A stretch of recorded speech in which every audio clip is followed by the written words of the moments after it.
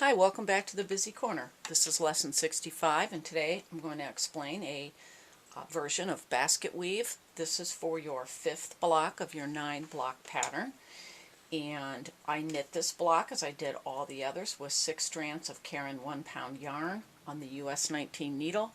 I put on 18 stitches and it is knit for 36 rows. That includes your 6 rows of garter stitch at the beginning and the end, and of course your 3 garter stitch border, 3-stitch garter stitch border on each side.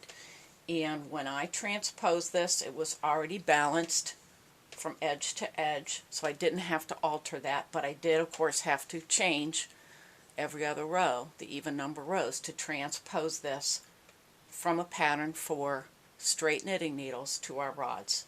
So this basket weave is created by the 2-stitch stockinette sections, 2-row stockinette sections that separate the pattern.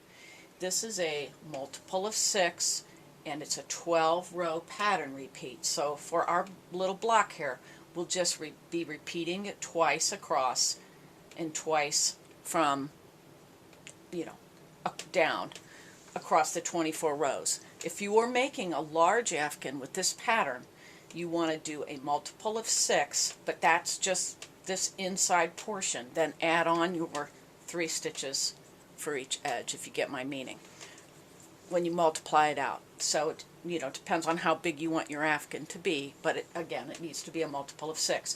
This is not a reversible pattern, but the back is cute too.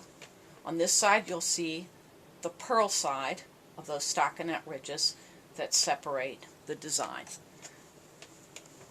And again, this is just one version of basket weave. There's tons that are bigger, smaller, and so on, but this was what fit our block the best, I thought. So when I transpose this pattern from straight knitting needles, as I said, I like to write the whole thing out, and this is it transposed. So wherever it told me to knit, I front stitch. Whenever it told me to purl, I back stitch. And this is the transposed version. Now you'll notice that here are the 2-row stockinette on row 1 and 2 and 7 and 8, and then there's 2 sections once you transpose it for the blocks, and then that just gets shifted. So again, this is already balanced from edge to edge. You won't need to change that. And then oftentimes when you see a pattern, it's condensed. So for example, row 1 and 2 are the same. Just realize that's your 2 rows of stockinette, and then row 3 you're going to front 1, then back 4, then front 1, and you're going to repeat that across for as many stitches as you have, 6, for your multiple of 6. And then to condense the pattern, I'm just going to write in the body of my description row 4 through 6, same as row 3, row 7 and 8, you'll front stitch, and row 9 through 12, you will be back stitching 2, front stitching 2, back stitching 2. And that's how I'll write it in the description of my pattern. And watch the next video, lesson 66, and I'll show you how to do long raindrops. Thanks for watching.